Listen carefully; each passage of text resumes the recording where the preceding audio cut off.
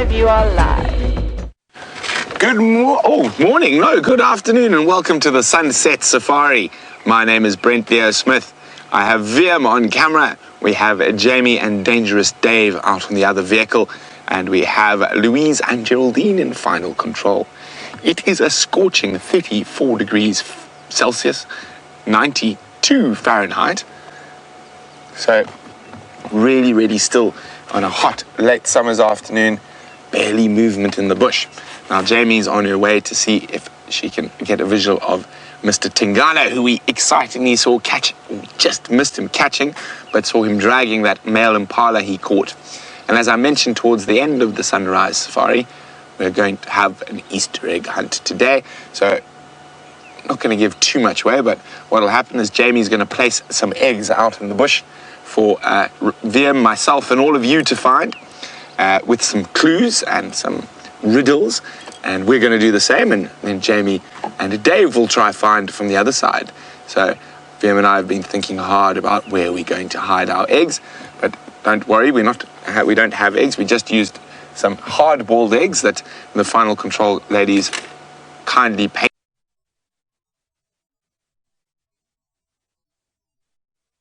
And we're going to do the same, and then Jamie and Dave will try find from the other side. So VM and I have been thinking hard about where we're going to hide our eggs, but don't worry, we don't have eggs. We just used some hard-boiled eggs that the final control ladies kindly painted, and VM's thinking about showing you. I think we should keep them hidden for now. VM's very, very sneakily holding an egg. But we will be hiding them, so you guys are going to have to help us find them through the clues that the other guide gives us. Okay, so I'm just taking a gander. I didn't come through this area this morning, just checking if there aren't any possible tracks, see if Shadow came back into the area, and also we'll head down towards to see if Kruger has crossed back into Djuma as well.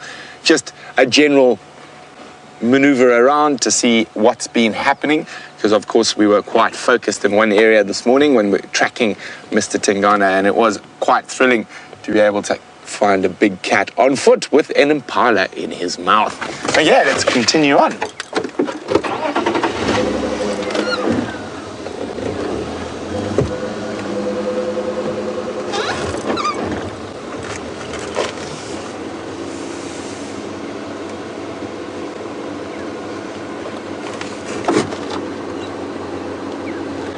This feels like very much more of a dry heat than we have been experiencing. No big storm clouds on the horizon, and I am definitely suspecting that our rains might be over for the year, or for this part of the year. And I think next time we're going to be expecting any significant rain is going to be maybe in November, early November at this year. So we'll see what happens. But it is wonderful to be driving around in this greenery.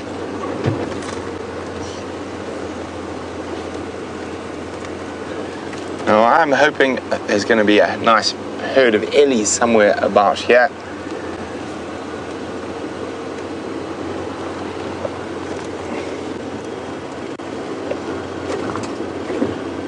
But no one has been splashing in the pan.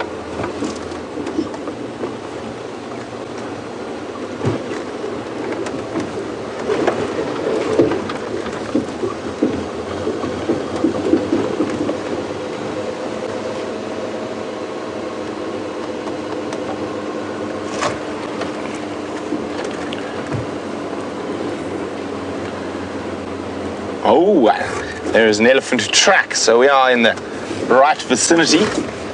Hopefully they haven't meandered it too far.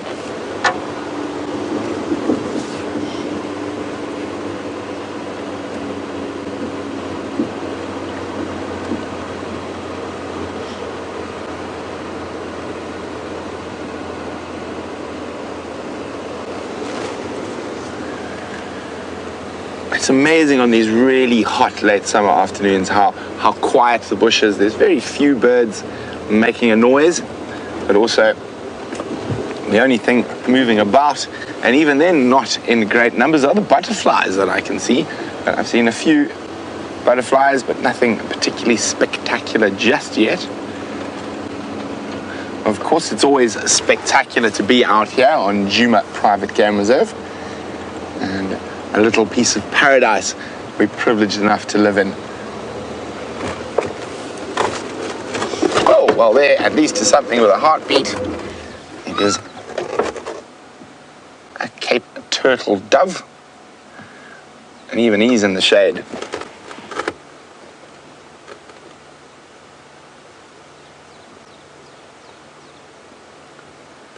Taking advantage of the numerous grass seeds that have sprung after our late rain. There we go. Peck, peck, peck.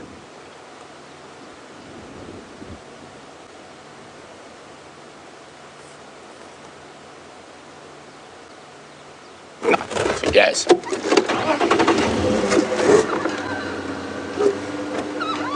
Oh, look at that. Now, one of my favorite little things, unfortunately, not too much uses in terms of medicinal uses or interesting facts, just a very, very pretty little thing. There we go. Now, it's called a Hymania, or a pink bell. And I'll just put it like this so you can see. Look at those exquisite colors. Let me just get my shadow out of the way of the inside of that Hymania. Now you can see why it's called a pink bell. So it sits like this. So there we go, it hangs down like a bell. A very pretty flower.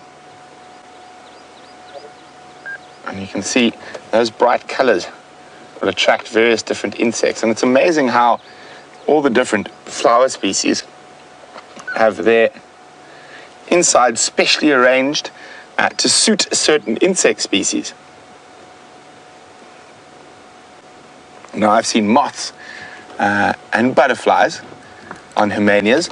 I haven't really seen any of the bee flies or other wasps or other insects that pollinate on these particular things. So I think this might be a specialist for butterflies and moths.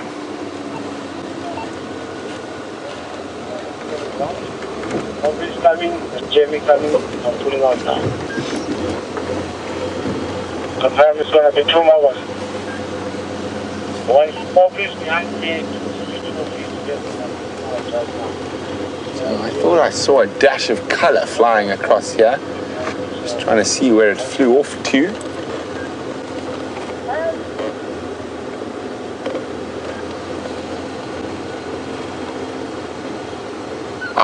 It's a bit far, but it has flown off there, right on top. I'm definitely going to try and find a closer one. Who's going to be the intact a lilac-breasted roller. But unfortunately that one dashed a little bit far.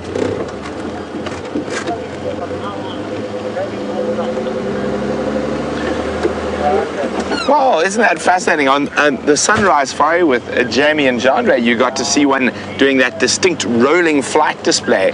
That's where they get their name from. So, fascinating stuff.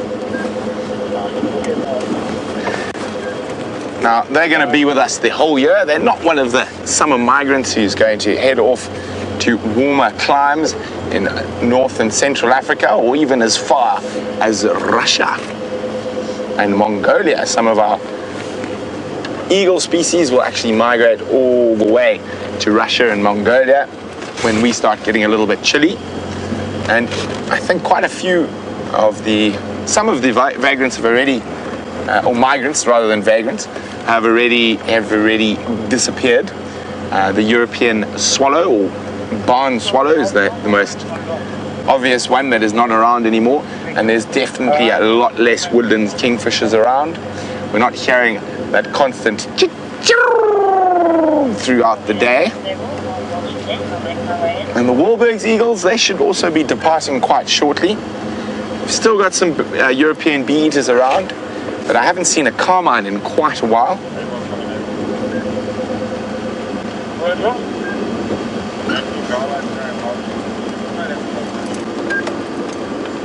I didn't been there for now, but late by 10 o'clock this morning, I don't know if they move a little bit more north over here, 3 miles down the sea, and then under that valley.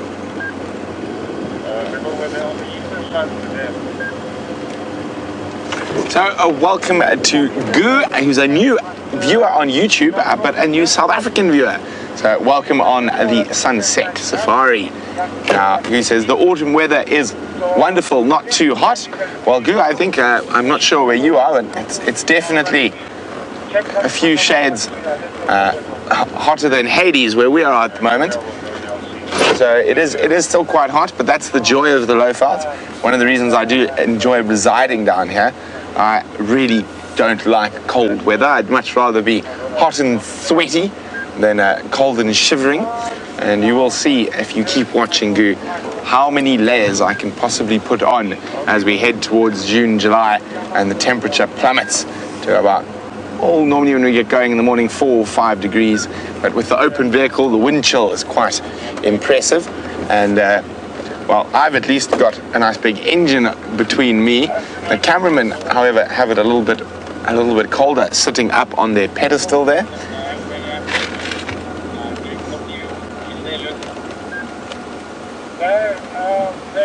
How are you? Upstairs, representing the third floor, taking my way 99, Aubrey and Jamie there.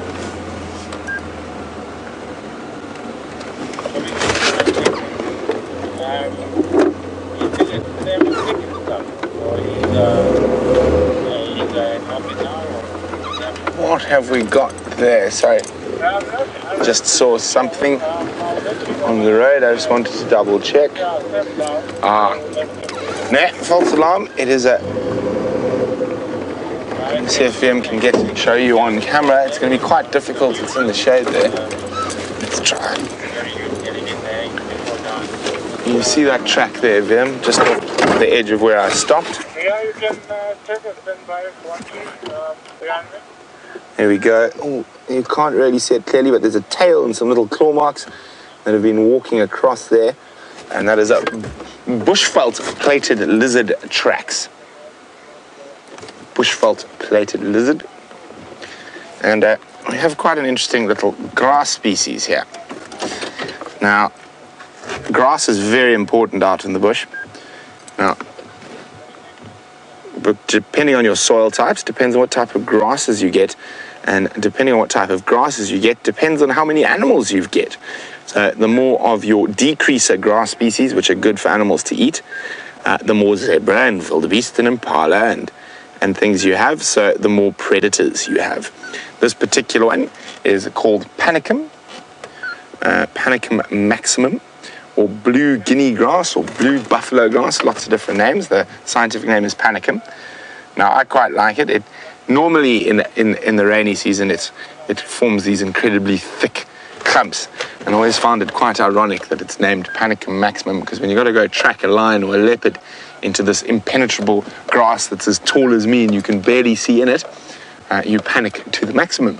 But also, another one of the reasons I like this grass species so much is it's very tasty. So, very high sugar content, so quite nice and sweet to chew on.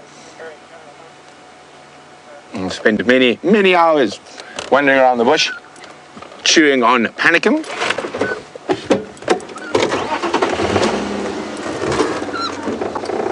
Okay, while I chew on my panicum, let's go see what Jamie's up to. I think she might have arrived at Mr. Tingana.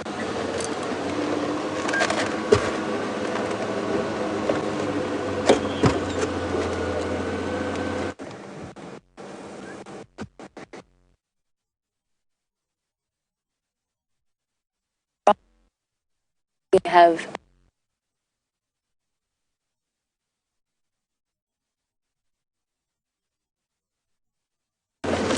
So unfortunately, it seems like Jamie's gremlins are continuing to plague her, or Wendy's gremlins. So she's gonna try reposition now and see if she can get some picture there. So till then, you stuck with me and my panicum.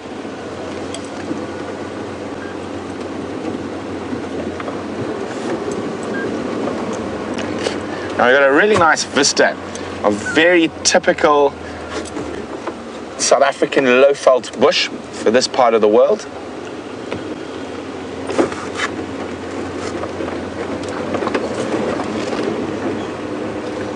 So if we look here now, the correct terminology for the type of bush we're in at the moment is what you call broad-leaved woodland, and it's made up, the majority of the tree species are combretums or bush willows.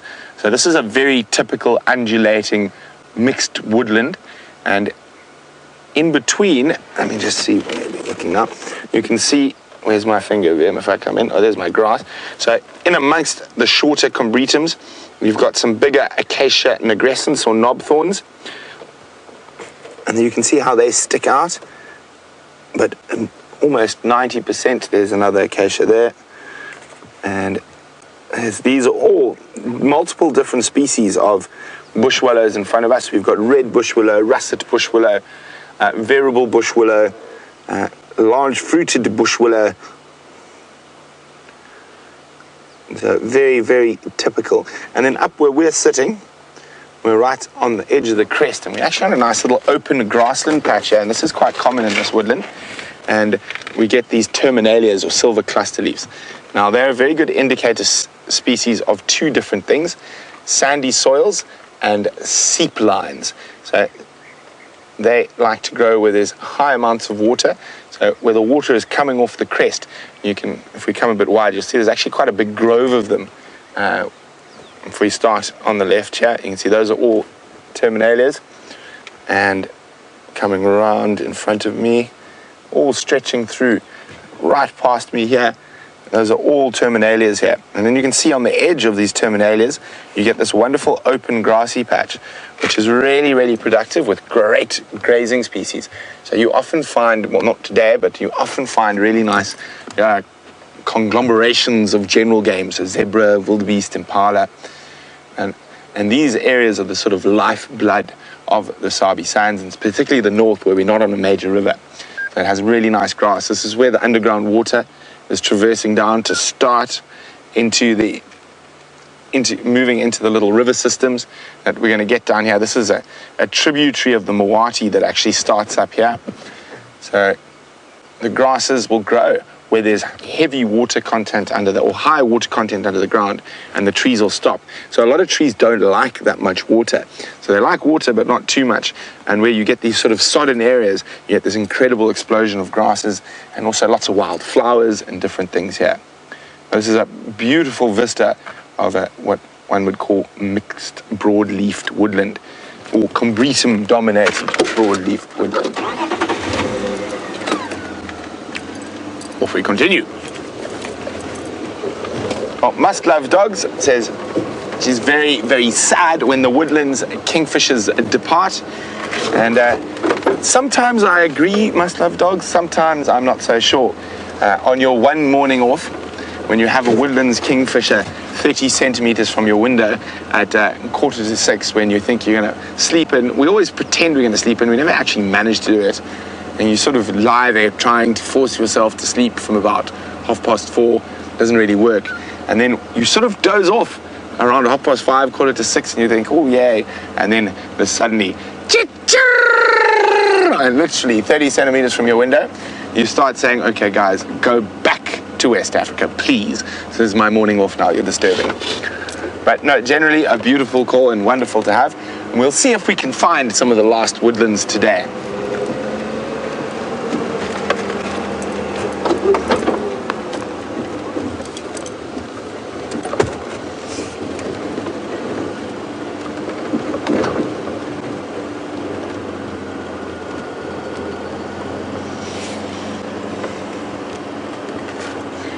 Bob on YouTube, who's in Calgary, said their robins are returning from their summer visit. I presume they go down south or to Central America and maybe southern United States, and they're now returning back up to the north in Canada, and she loves to hear their bird song in the morning. Yes, I think a robin song is slightly less jarring than a woodlands kingfisher. But speaking of robins, we saw For the first time, as far as I'm aware, on the live drives, a white-throated robin chat a few days ago. And I think we might go see if we can find that pair of robin chats again. Pretty convinced they'll still be somewhere in that Mawati drainage line. We'll wait for it to get a bit cooler. So they're not going to be very active at the moment, and hopefully we can pick up that beautiful call and skedaddle towards them, try get a slightly better view than we did last time.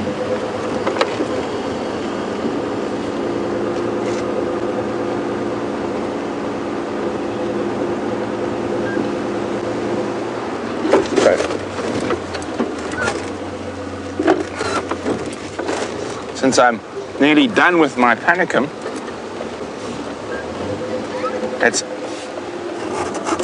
let's get a new piece of grass. Not quite as tasty as the panicum, but still very tasty. Now, it is called Digitaria, and this particular species is called five-finger grass. 1, 2, 3, 4, 5. Well, this one's got 6, but normally they have 5. So Digitaria, obviously digits. So one of the finger grass species. Maybe it's not five-finger grass since it's got 6 fingers. Anyway, let's taste this one. Oh, yeah, not very tasty at all. So this is one of the grass species that is not going to be really heavily fed on by your picky grazers like wildebeest. It's not very tasty. There's not much juice in it. Oh, quite vile actually. So you do have different types of grass species, and what a lot of those not as palatable grass species do is they actually do hold the soil together, but ideally you want a nice mix of both.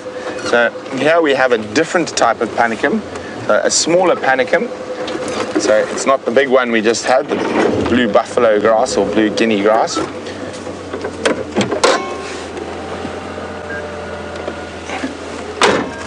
Okay, so there we go. Sorry, Vim. So you can see that the shape of the seeds and flowers is quite similar. So it is also probably going to be a nice, so much more pleasant, juicy, chewy, sweet. Let's see what else is around. Oh, Vim has spotted a steenbokkie. I haven't even seen him yet. Well done, Vim. There we go. Is it a steenbok? Yes, it is. Hello. It looks like a little boy. Are those horns just starting to appear?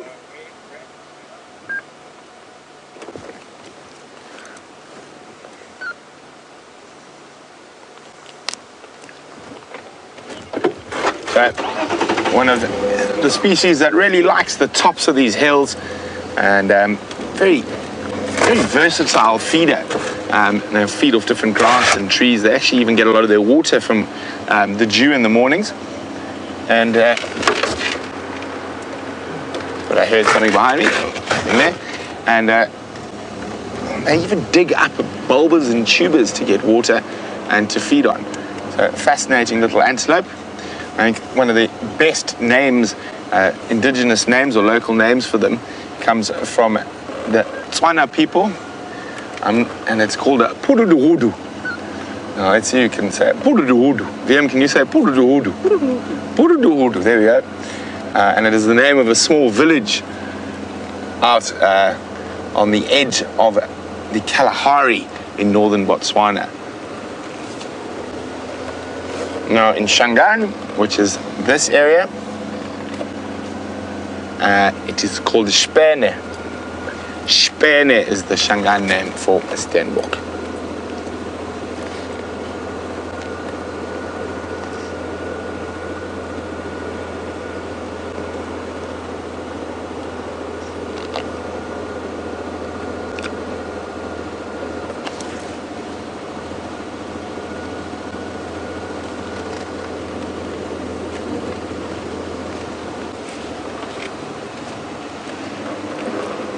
I'm chewing through my panicums this morning, or this evening, sorry.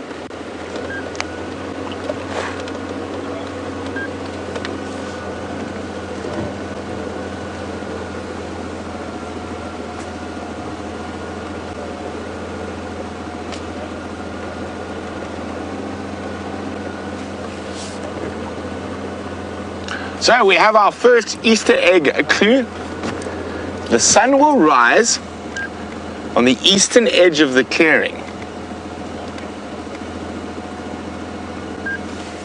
The spittle where a crispy fruit tree blooms and a spittle bug rains from the boughs. Interesting. So you guys are going to have to figure that one out for me. Now, I wonder which clearing it could be.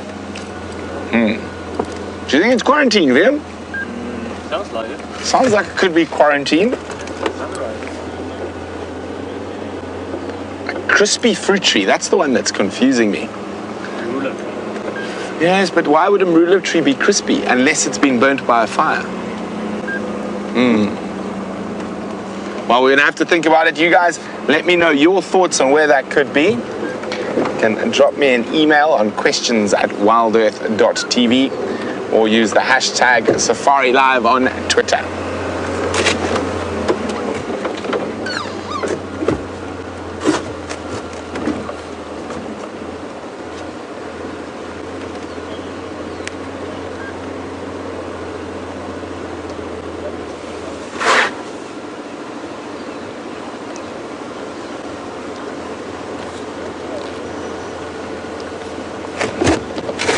So, hi Nathan, who's a new viewer since yesterday and has watched every drive since finding Safari Live. Well, good for you and welcome to this family, Nathan. Nathan would like to know how many years of study at university does it take to become a safari guide? Well, Nathan, that's a bit of a interesting question. I did not study, well, I studied law at university and I didn't finish. I decided traveling and adventure was far more fun. But I've been very lucky. I've grown up in the bush, so I've been learning this stuff since I was about 3 or 4 years old. For example, Jamie studied law. James, I think he did a BSc, so a Bachelor of Science. So none of us actually studied game ranging or guiding, as it's a. So what happens is normally, in normal circumstances, you'll go on a guiding course. And then you will then apply to jobs at lodges, and then they'll take you on as a trainee, and there'll be training on the job, so to speak, to try figure out. It normally depends. 3 months or 4 months of intense training before they'll let you take out guests, and even then they might not let you, so you never know. It's only one station there, so I'm joining, and then you're also going to be joining, so there's 3 more.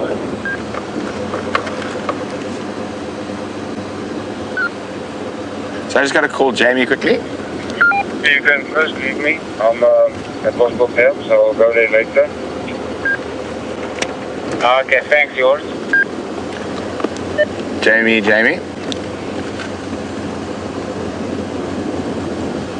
Standing by. You looking for me?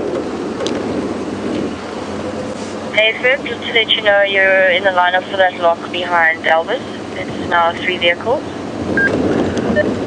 Copy, thanks. Yeah, I think I'm going to remove myself from the lineup. I will head there a little bit later though. Okay, copy.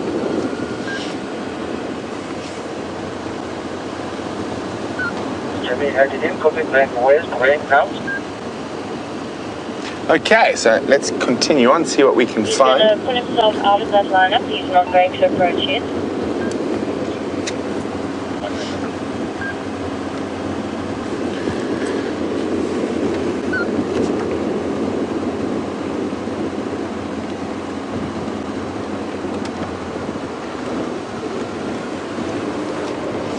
Buddha Ray says, is there a clearing near Treehouse Dam? Unfortunately not, there isn't. So I still think it's further to the east. Treehouse Dam isn't to the southwest of the property. You got any more ideas, Vim? No, it's not quarantine. Vim's convinced it's quarantine. Right,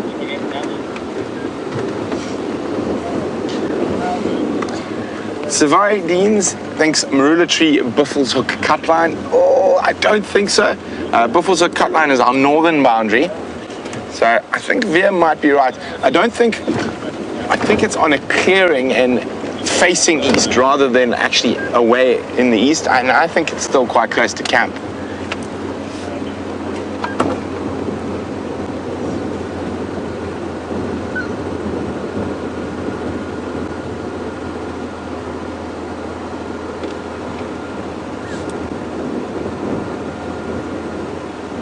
So I didn't catch the name, but someone agrees with Veer that it is definitely somewhere on quarantine clearings.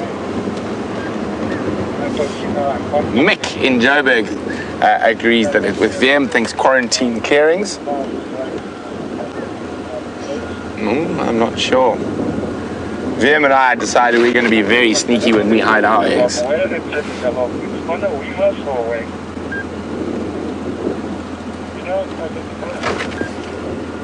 Yeah, but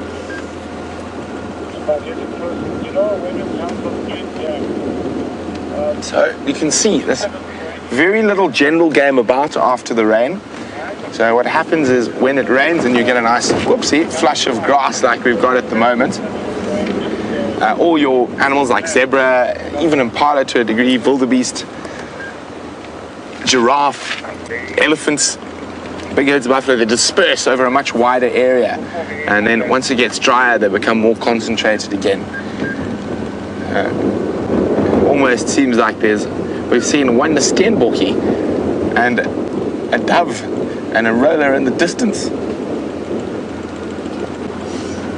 I'm hoping for some ellies today. It would be rather pleasant.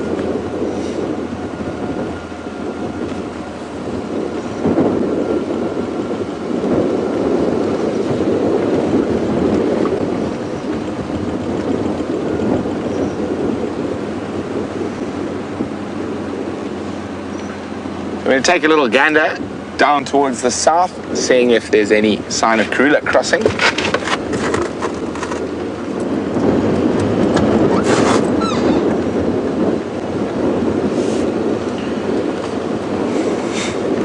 Now, Aaron on Twitter, it's quite an interesting one.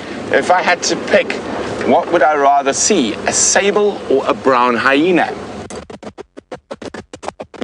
What would you prefer to see? Yeah, I think I do love, and probably I've seen quite a lot of sable. I have seen a few brown hyena, but definitely not as many as I've seen sable. So I think I'd definitely go with brown hyena. And I've actually found a couple of brown hyena dens on my home reserve where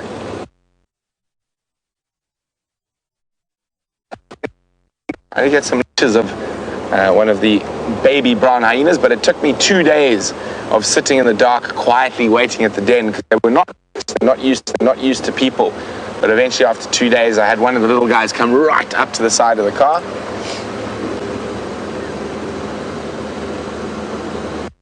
Now their dens are a lot more messy. Oh, hello. Sorry guys, didn't see you there. Oh, and it's the guy with the blind, he's got a blind left eye. You can see how he's turning his right eye towards us. So apparently you did see him with Jamie this morning. Do you think we should put an Easter egg in that mud wallow? I think that's a good place for someone to go look. I like that idea. VM likes that idea. Just wonder how you're going to find it. Yeah. Well, see, the plan is Jamie's got to chase the buffalo away and then go splash around in the mud. Well, not very relaxed, these guys. It looks like actually a buffalo cow behind there. It is too.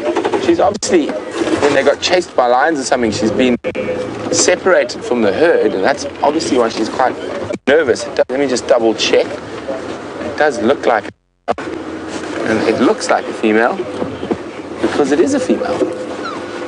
Well, she's not relaxed at all. So she's probably being chased by lions, and that's causing her to be very, very not relaxed. So she doesn't really want to spend her time with the senile old bull. She wants to be with the virile youngsters making babies. And also, when you're in a big herd, it's a lot safer. I'm going to leave them because they are quite jumpy.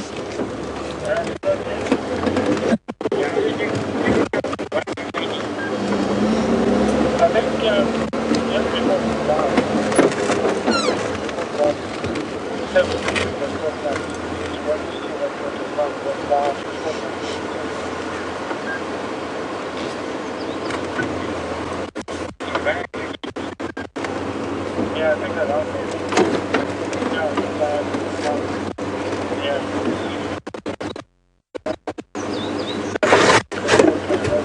So well done, Donovan. Donovan, I agree with you 100%. Maybe it's under a weeping wattle tree in quarantine. Either a weeping wattle or a rain tree or apple leaf. Those are the two trees that spittle bugs often feed off and cause it to rain while they urinate. So a nice little bird party up ahead here. You can just hear them making noise. We've got which is an orange-breasted bush shrike. Let's try and get into spot.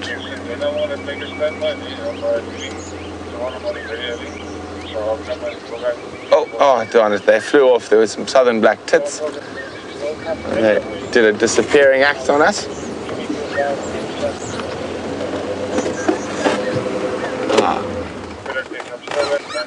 Let's go have a look at those two birds there, Vim. Now, I think I'm going to catch you out. So guys, which bird is this?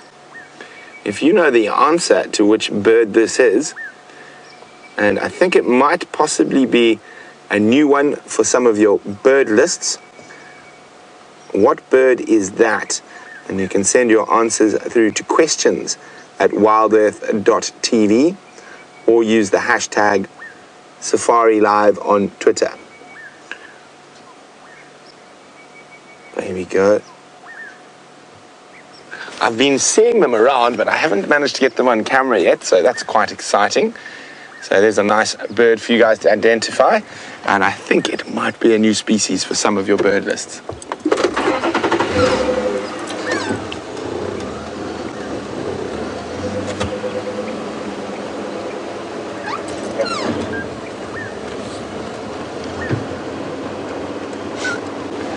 Michelle in Ohio says, at this rate, the monkeys are going to find the eggs before we do without any clues. That is true, Michelle. We're not really doing too well at the moment.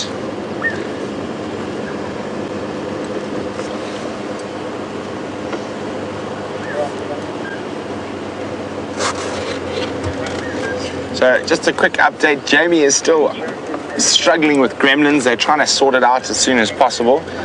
So you're still stuck with me for now.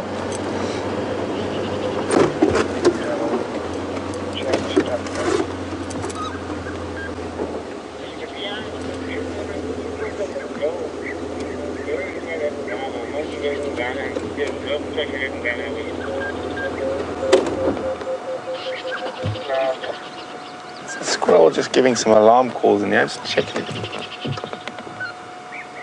I'll make sure there's not a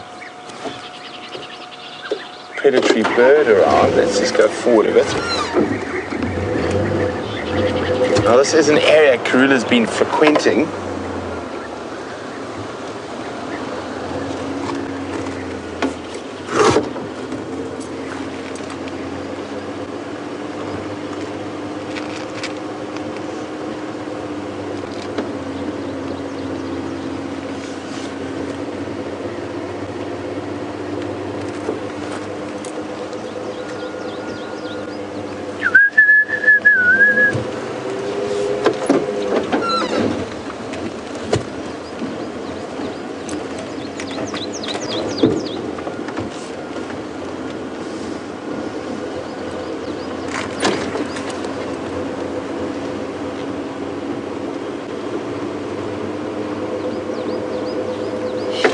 David on Twitter says, in the city in England, all he gets waking up in the morning is pigeons and sparrows, rather unpleasant.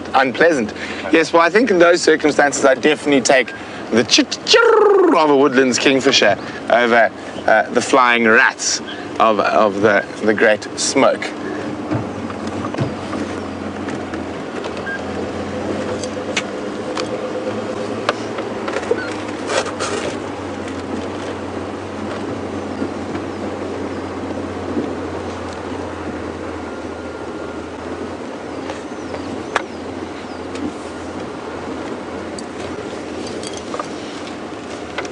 So Lael in Washington would like to know, could the late rains delay the migration patterns of certain birds. It is possible, but not by any extended period. They will sort of stick to the more similar pattern, so maybe a week or two, but nothing major. And there is variance in that migration pattern every year, depending on rain this side, depending on what the food is like on their stopover points during they migrate. So there's quite a lot of variables that go into exactly when do birds migrate backwards and forwards. But it will generally always fall within the same window, give or take a week or two either side.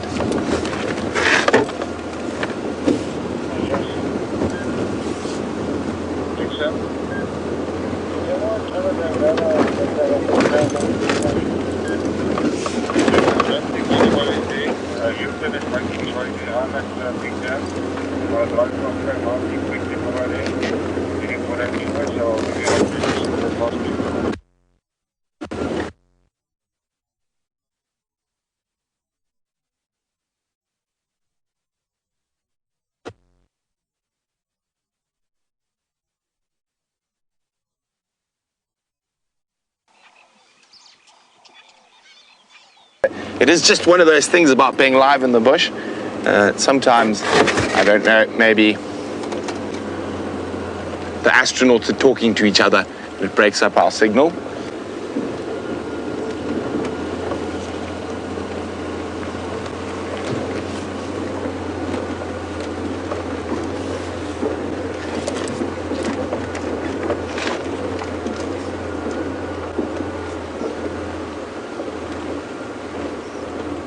So we are heading, just hoping for a bit of luck, although I said it's highly unlikely Karula's going to come back to that minuscule bit of duiker that's left. We are going to give it one last quick check. We can also see if she actually has been back during the day while we have been gone. See how much of that duiker is left, or if something else has found it, like a bateleur or a tawny eagle. That would still make quite a nice meal for one of them.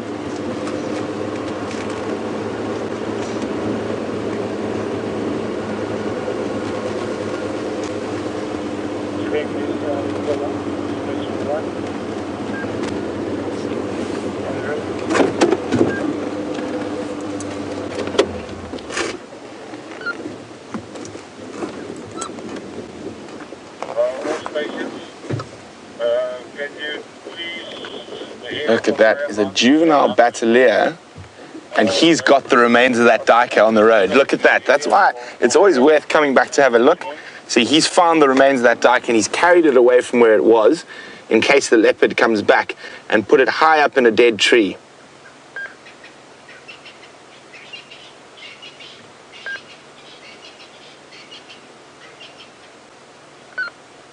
And speaking of birds, well done to Raisa. It was indeed a pair of southern black flycatchers. So I think that might be a new one for a few of your bird lists.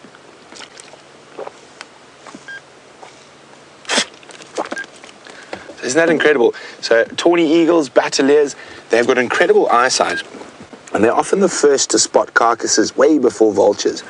Now this particular juvenile has obviously spotted Karula's remains of that kill, and he's come in there and stolen them and flown off with them, putting them in a safe place in case the leopard comes back.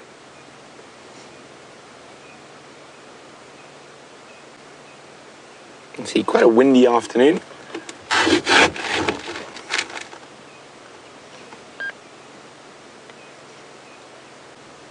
It takes about 8 years for a bateleur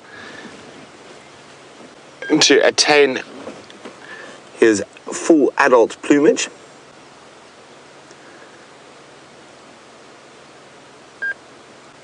It looks like he's like, ooh, which part to eat first?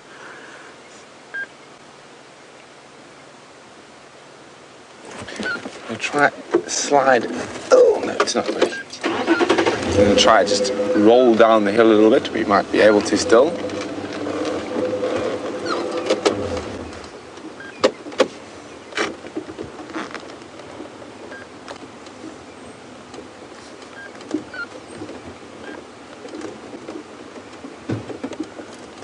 So these juvenile bateleurs are often quite relaxed. or battaliers in general. So it's why we just stopped a little bit far away in the beginning. And now we're literally right under him. Oh, no, you forgot your leg. Sorry, dude. But he'll definitely come back for that. He's not going to go far.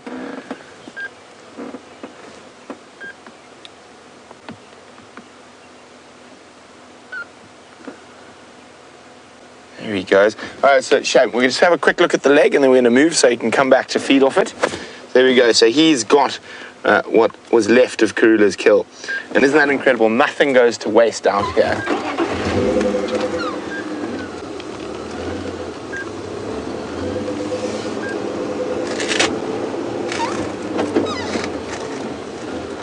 So Shane, I didn't mean to chase him off, but I'm sure he'll go back. So as soon as we give him a little bit of space there. And fortunately for him, it's still in the tree, so there's very little else that can steal it.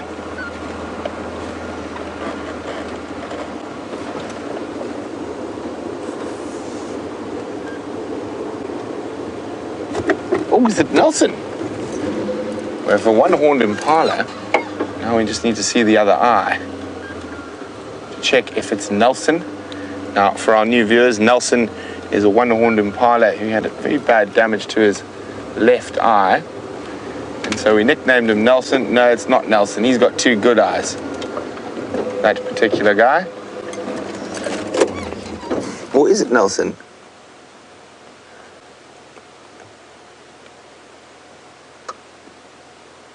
Do you think it's Nelson, Vim? Yeah, there's a scar there, and I can definitely see a cataract. I think this might be Nelson. So we named him after Lord Horatio, or Admiral Horatio Nelson of the British Army, who, after his numerous battles and whatnot, at the end had one eye, one arm, and one ambition. I think his ambition was to get Napoleon, but our Nelson has one horn, one eye, and one ambition, and his one ambition is to avoid the predators.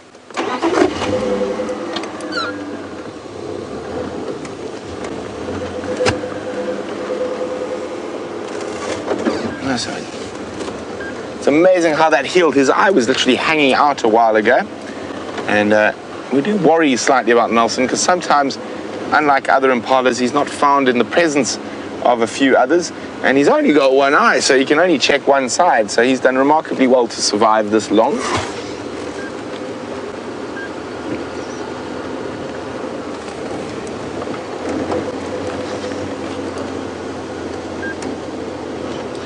So just a quick update, Jamie has had to return back to camp.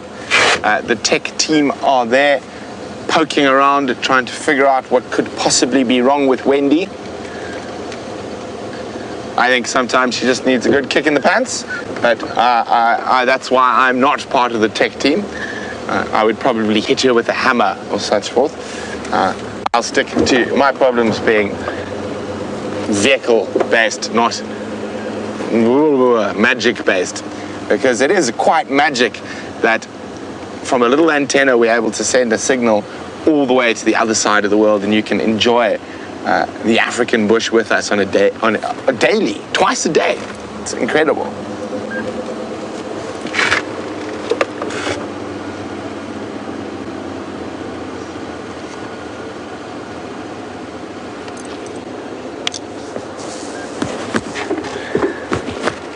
So Isabella, hi Isabella, who's 5 years old, would like to know whether the Easter Bunny brought us Easter baskets to me and all the animals. Well, Easter Bunny definitely brought Tingana an Easter basket, but his Easter present was one of these guys. But he had to work quite hard to catch him. There we go, an impala. But yes, Isabella, and now we just have to find where the Easter Bunny left our Easter eggs. So of course I haven't managed to hide any yet because you guys are watching, and that would just be cheating.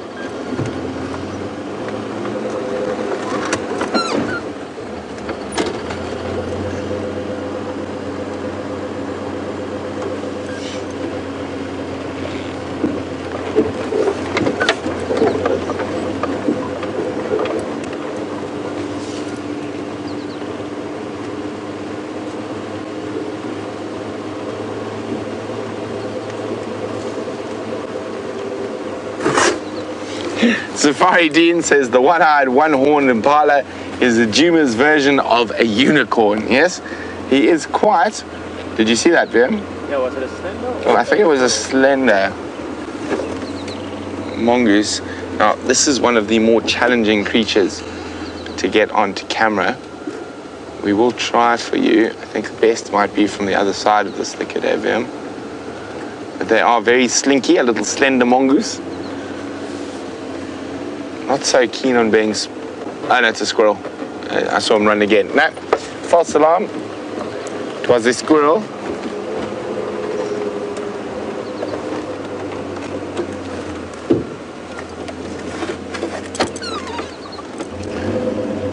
You see in that dead quarry closest to us, there's a chagra hopping about. A little bit lower. Come out of it. Oh, you got him now. Okay, there we go. So a black-crowned chagra. Oh, you can just see his tail just to the right screen. He might hop back up into that dead guarri bush. Very beautiful little shrike. Quite a shy and retiring. Likes to skulk in the thickets as he's doing right now. But one of the most exquisite calls out here. Let's see if I can convince him to show himself. Psh, psh, psh, psh, psh. There we go. You can see that very distinct black crown. As it gets cooler, the birds are going to start getting a little bit more mobile, start feeding again, and we could be in for a wonderful evening chorus of bird song. I'm still definitely going to go see if we can find that robin chat again in the Mawati. Oh, there he goes. Hunting around for insects, spiders and things. Oh, ammer falcons. A whole little flock of ammer falcons. Oh, I think we might find a few of them around Twin Dams, maybe a bit closer, just judging from where they're flying. Sometimes you get flocks of the hundreds in this area.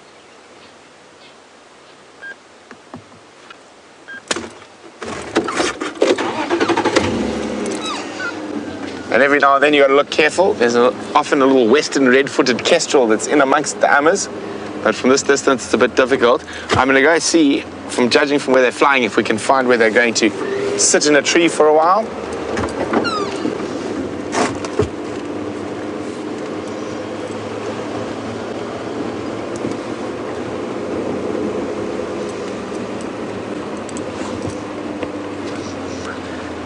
Simon on YouTube is wondering, what is the rarest animal on Djuma?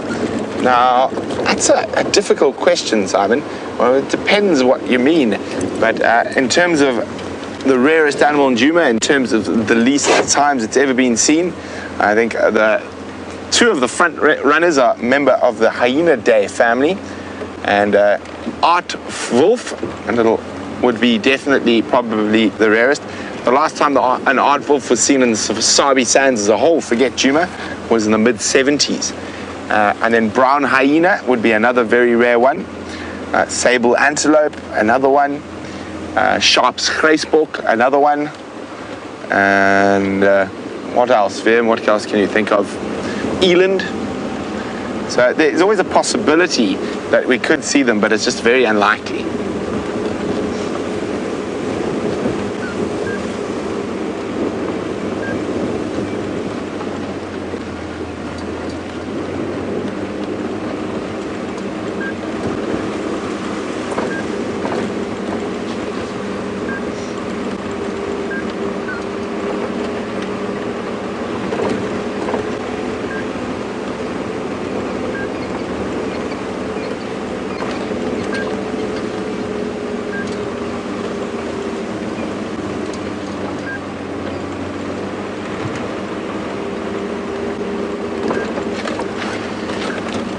Jules is wondering about Nelson and will he take part in the rut.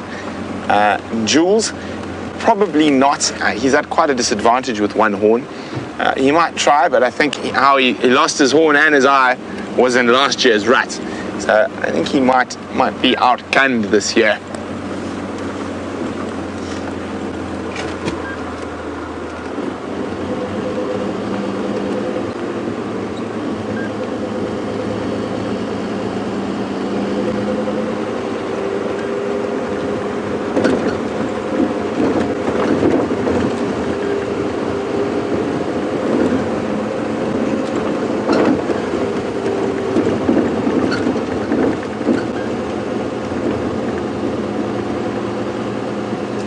Okay, so I think we're going to check for this white-throated robin chat quickly in the Mawati, and then I think we should go try find our first egg. And I do think we are in the right ballpark, somewhere on the eastern edge of quarantine near a weeping wattle or rain tree.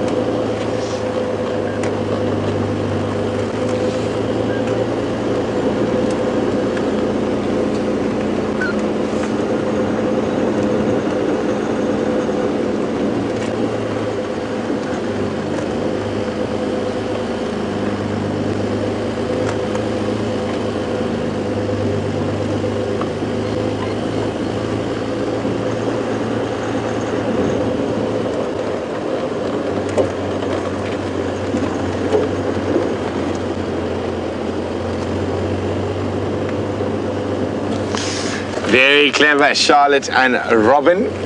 I said, don't a spittle bug rain from an apple leaf tree? Yes, they do. Another name for an apple leaf tree is a rain tree due to the spittle bugs. And don't they have a very crinkly leaves that crinkles and crackles, and you are spot on. So maybe we're not looking for a weeping wattle.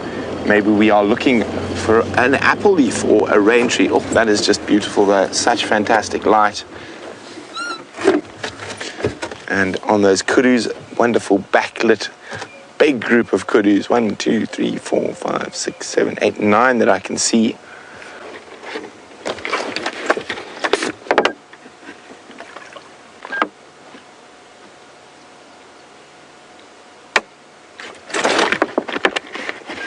Sorry about that, just quenching my thirst. It is quite warm today.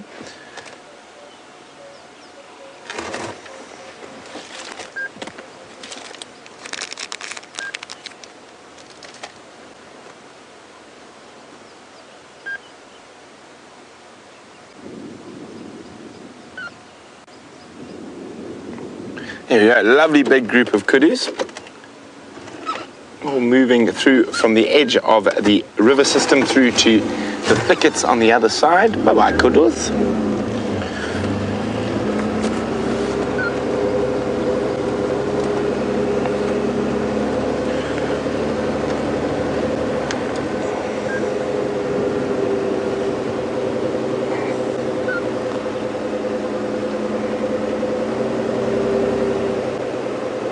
So this is the area where we last found that white-browed robin chat. Very beautiful bird. And I'll get a picture of those for those who missed it.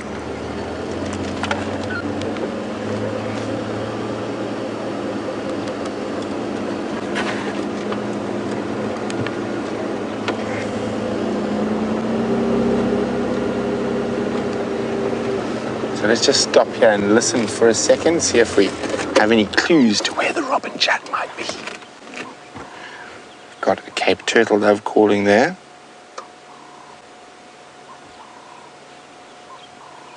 That's what he looks like. And he has a very beautiful call.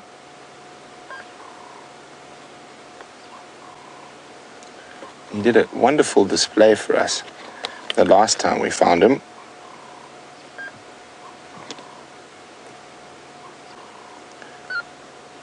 I can't hear any robins calling just yet.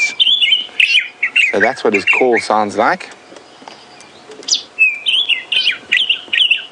So like most robins, they do mimic other species, which can get a little bit confusing when you're looking for them.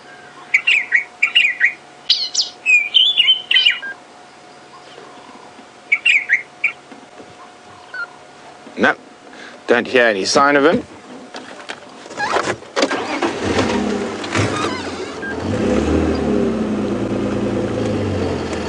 So, while we're on our way to look for that Easter egg, just to let you know what happened a little bit while we were tracking this morning. So we had that report that he had crossed on top of my tracks from earlier in the day.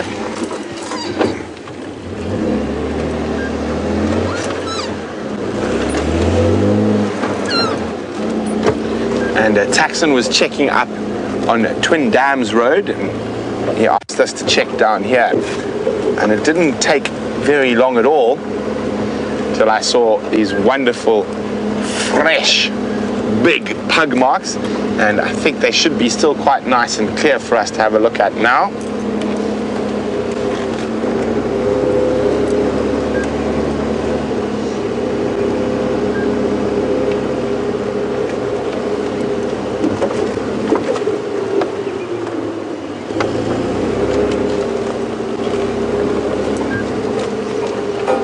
So I'm pretty sure he dropped down from Twin Dams Road somewhere around here. I found the tracks a bit further, but we should see them shortly.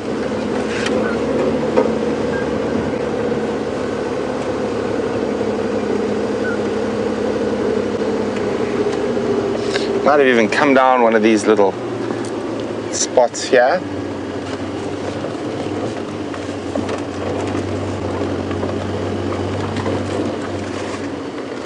There we go. This is did he? I think someone else has driven here this afternoon and obliterated the tracks, unfortunately.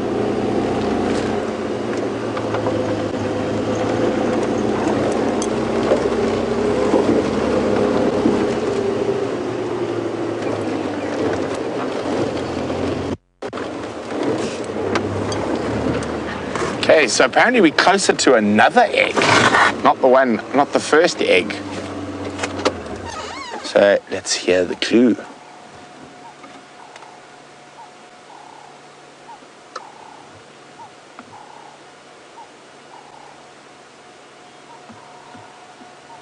I know this one. Spotted. I know this one.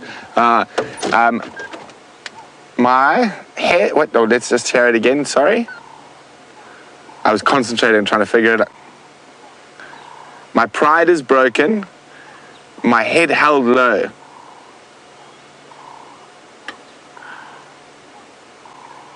Mountains watched me and my heaviest foe. VM, do you think you know where that one is? I think I know where that one is. I think so. We're going to have to hide an egg for Jamie with you guys with us. Now, you have to promise not to give it away. So otherwise, I think if, just in case the tech department does get it all sorted, and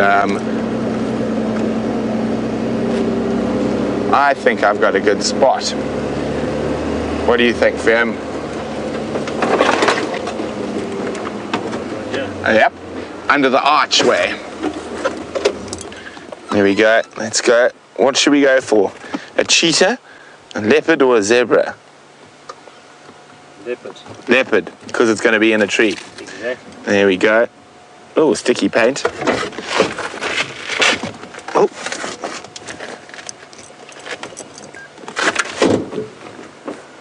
So there we go. Let's pop that right there. Oh, let's put the pretty side facing out. How's that? There we go. A leopard in the tree for Easter. And because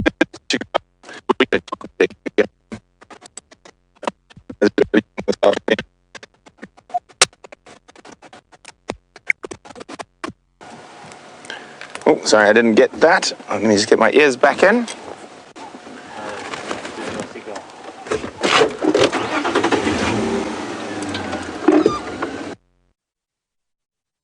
Good.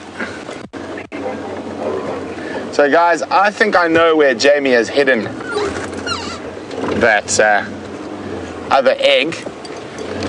Let's see if you guys can figure it out as well. We're going to start slowly going there anyway.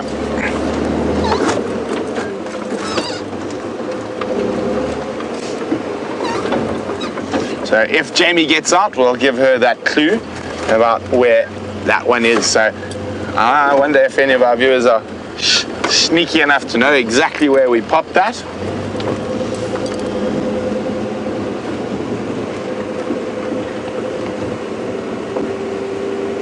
Should have brought a cooler box for our eggs, Vim. They're feeling a bit soft. I actually think we should install cooler boxes. Yes, VM thinks we should install cooler boxes on the car so we can have cold Easter eggs all year round.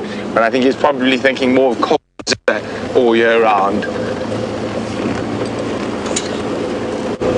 Or hot coffee, VM. We can do the coffee machine with it. Yes. So VM would like to install a fridge / coffee making machine on the vehicles. So the fridge for summer and the coffee for winter. VM is a great lover of warm drinks, and he has got multiple cups that are travel cups that have lids, and you often will see VM, well, you won't because he's sitting behind the camera, but VM can be seen bundle with steel travel mug while we waffle on about some other animal.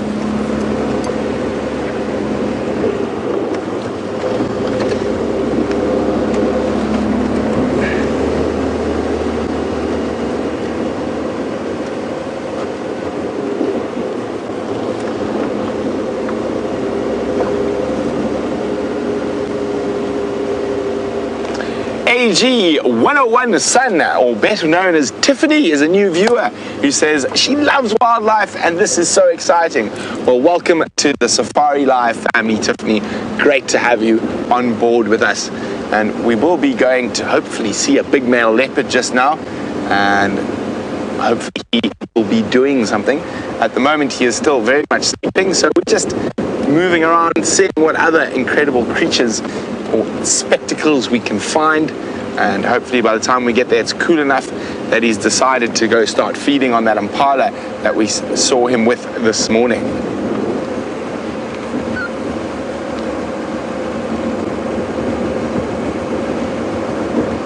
So Vem, where do you think that egg is? Yeah. Vem and I think we know where the egg is. I'm waiting for you guys. I thought that clue was definitely much easier than the first one. That's where we wanted to hide our egg. I know, we wanted to put an egg there as well.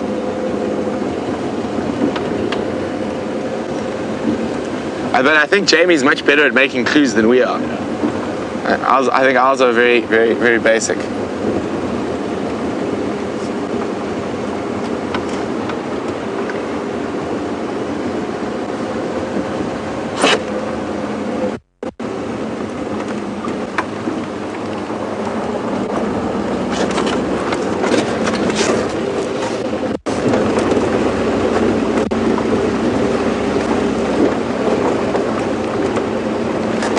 So Andy and Julia in LA, so they'd really like to see a dung beetle rolling the Easter egg. Now that is definitely something I'd like to see as well. That could be very funny.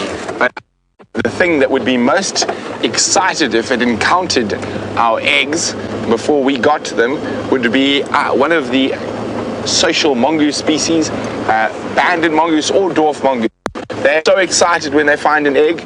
The noises they make is just incredible. And they get very excited. Now the bigger mongoose species actually grab the eggs and throw them between their back legs against a stone or a tree to try break eggs open. So really fascinating. They obviously feed off quite a few ground nesting bird eggs when they are scuttling about, and they do manage to find them. So guinea fowl and francolin and button quails. So no one has guessed where this egg is yet, have they? I think I know.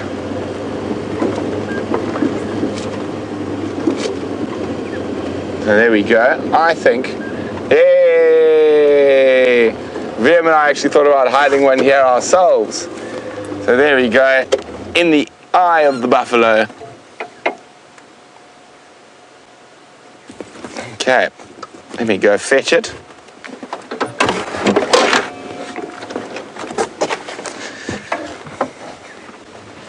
Now, which one is this thing? This is the spider-webby one. I'm not sure what this is supposed to be. There we go. There we go. Well, at least we managed to get one. I'm still a bit confused about the other.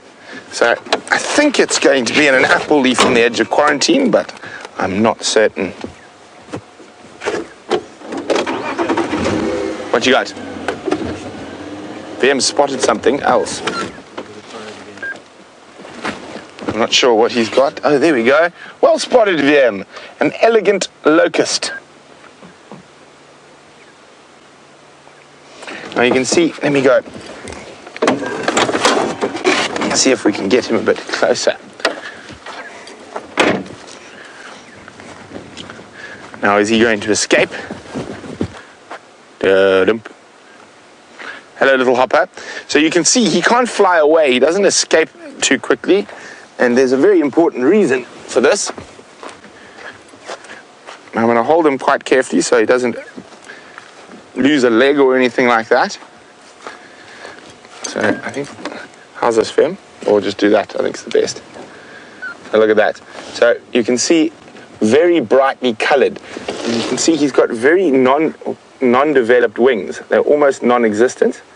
And if you do ever want to grab a grasshopper, sorry, he's just being a little bit difficult there, you hold him at the joint of the two back legs so he can't kick, and that stops him from hurting himself.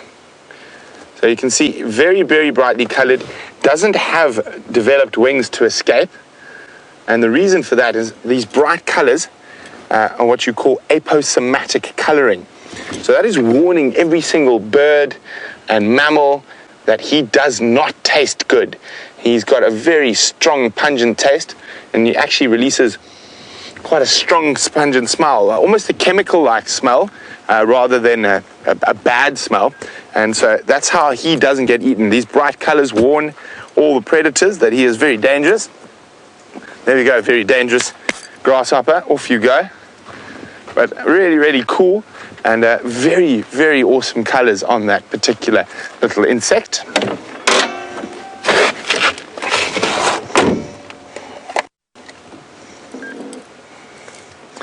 Yeah, well spotted, VM.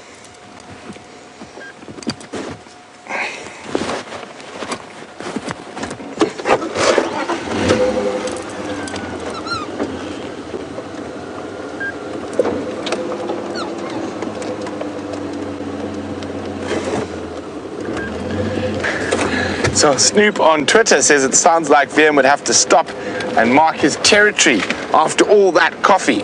Well, he does occasionally, but I think since we found the one egg, VM and I we're going to have I'm going to, ooh, it's a bit sticky, have myself a marshmallow egg as what am I going to say, a victory reward. I definitely feel that eating a hard-boiled egg takes a bit of the fun out of Easter, because there's no chocolate. Let's hopefully I don't make too much of a mess. Very sticky.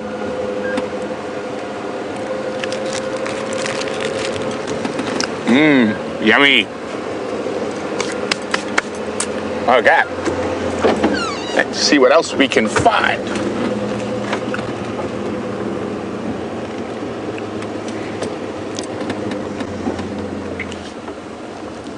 Kai Cat says this looks more like a giraffe than a spider web. I don't know, VM, what do you reckon? Nah. VM's going to go with giraffe. I'm going to go with... I don't have a clue. Could be a leopard. Yes, a leopard that's been rolling in the mud. No? Yeah, maybe a giraffe. I'm not 100% sure. There we go. Then would you like a hard-boiled egg rather than an Easter egg? I don't have any salt. No, he doesn't have any salt. Doesn't want the hard-boiled egg either. Okay, continue on.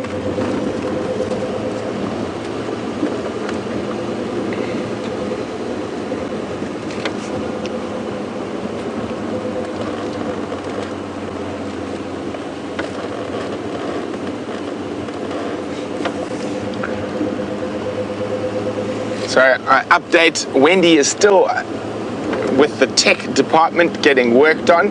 So hopefully she will be out again before the end of the Sunset Safari. Tech team, however, says maybe I need to hide an egg outside the DRC. I'll camp for her. So hopefully they're joking and they're going to be better than that and get the car out and running. But hopefully Jamie and Dangerous Dave will be out and about shortly.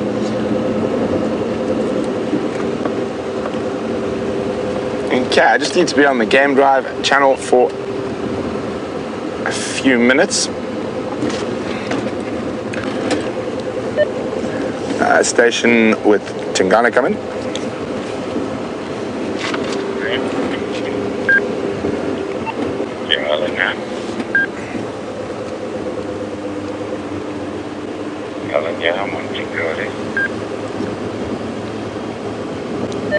Hi Alan, just looking for an update on vehicle movements in that area. 3 vehicles on it at the moment. Going to move off in a couple of minutes now. Copy, thanks. Confirm no standbys at the moment. Not that I know of.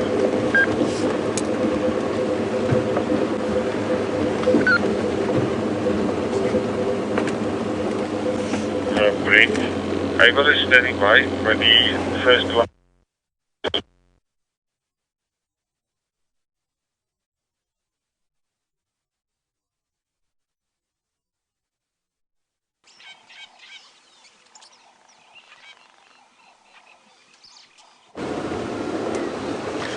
Sorry about that. It seems like we went through a gremlin-rich area, but we're past it now. Not sure exactly why, but it is getting to some beautiful light at the moment, and we are going to be slowly making our way towards that male leopard. So he was quite full when he killed that impala, so he hasn't been doing too much, and he might have started feeding at some point, but we're going to go have a look now. Oh, hello. There's a squirrel hopping off, but that's not what we're too interested in. There's a little bush squirrel, but closer even to us. Where do you go now? There we go. Yeah. There he is. Little dwarf mongoose.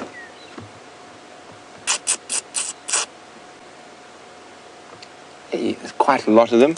What a big business of mongoose. Sorry about the radio, but I do need to listen at the moment. Crossing Tambodi Dam now, east. Okay, good.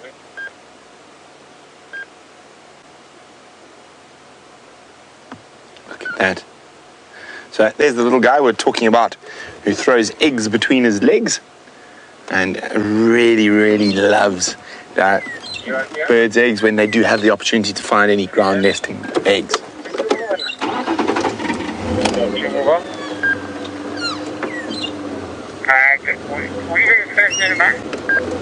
You can come, and I'll pull out the eagle, and you can come and join us.